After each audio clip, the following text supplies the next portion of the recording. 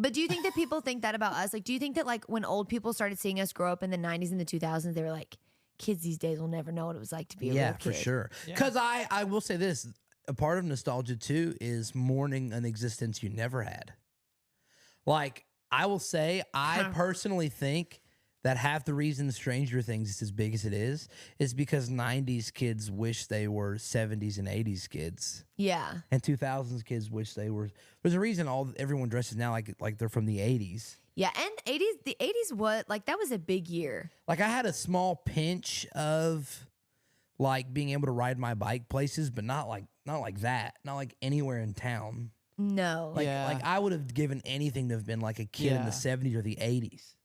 Like I will admit that I mourn my childhood and I'm nostalgic about it, and I will admit that like every couple of years, even in my own childhood, like childhoods are getting worse.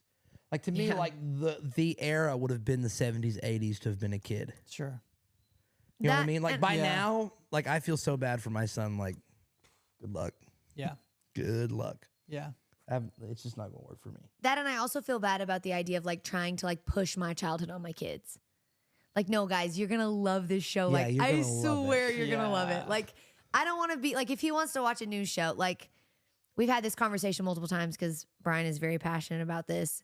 Like the day that my kid comes to me and says, like, can I watch Bluey? I'm gonna be like, what did I do wrong? Yeah.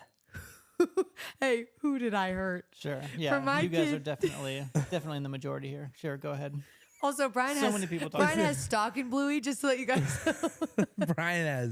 Brian is a Bluey fiend. Brian, they literally Brian love- cosplays as Bluey, but not at like a Comic-Con, like just in his house.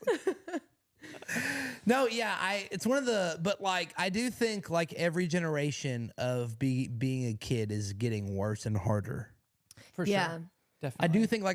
do think our childhood, like the 90s, even in the like 2000 to 2010, which was more your childhood. Yeah. I do think that was like the last era to like enjoy being a kid. Yeah, because Yeah. I did get a flip phone at 7. You did.